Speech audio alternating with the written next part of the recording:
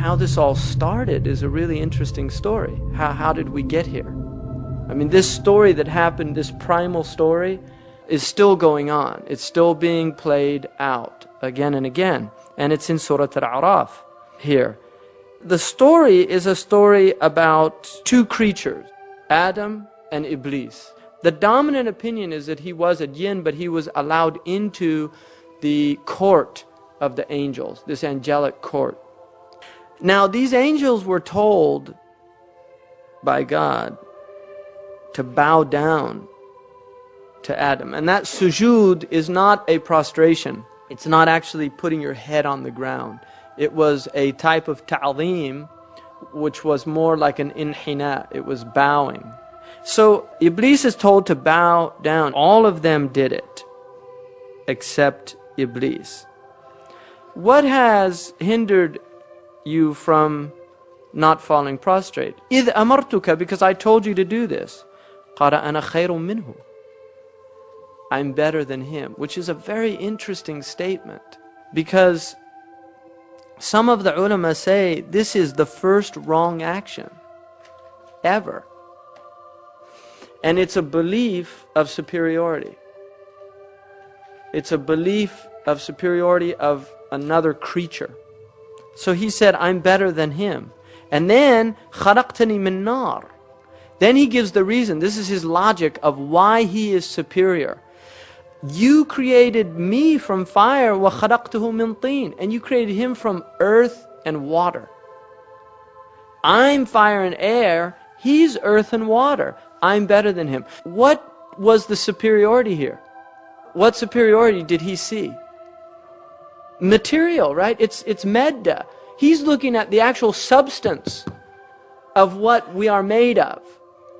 Now, what is unique about Iblis and Adam? Both Iblis and Adam, they have this conscious ruh. They have this conscious knowledge of God that other creatures don't have, whether they're made of fire, earth, water, whatever they're made of. So Iblis was looking at the outward of the situation and he's saying, I'm better than him. Why are you making me bow down to somebody that I'm better than? This is his logic. And there's a lot of people that fall into that type of reasoning in the world, and it causes immense problems in the world. قَالَ فَأَهْبِطْ, then go down. Now this is a command to him. مِنْهَا فَمَا يَكُونُ لَكَ أَن تَتَكَبَّرْ فِيهَا. It is not for thee to show pride here. In other words, you're in the divine presence. This isn't the place for pride. If you're aware of God, you can't be in a state of pride.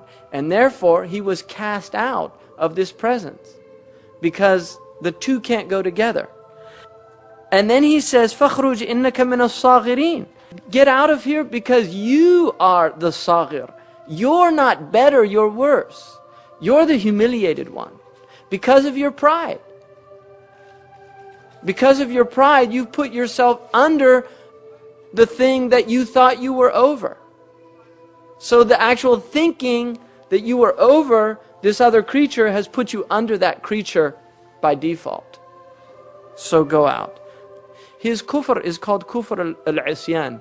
It's the disbelief of disobedience. And then he says, قَالَ أَنظُرْنِي أَنظِرْنِي إِلَى يَوْمِ يُبْعَثُونَ.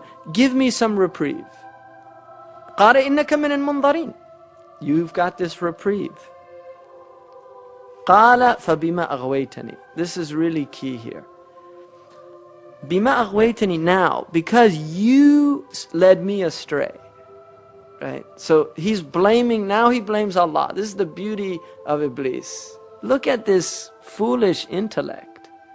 First, he says, why didn't you do it?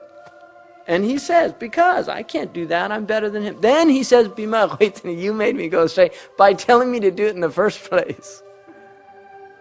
Because I couldn't do it, you said do it.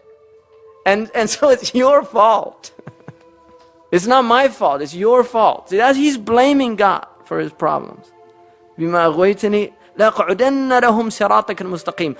I will now lurk in ambush for them. In other words, these humans.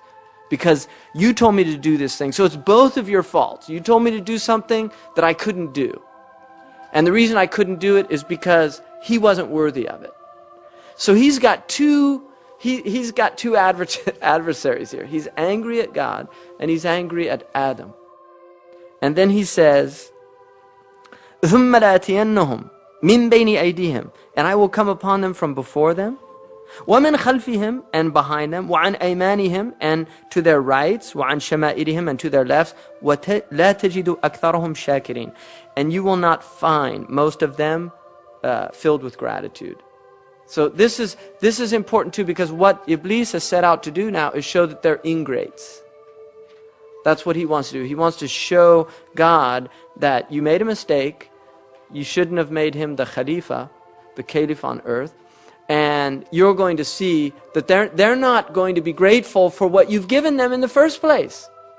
And so it's very interesting, this story, because what it's telling us is that if you place God in his right position and you place yourself in your right position, which is that you see God over you and you're under, in prostration, in this state of submission, shaitan has no access.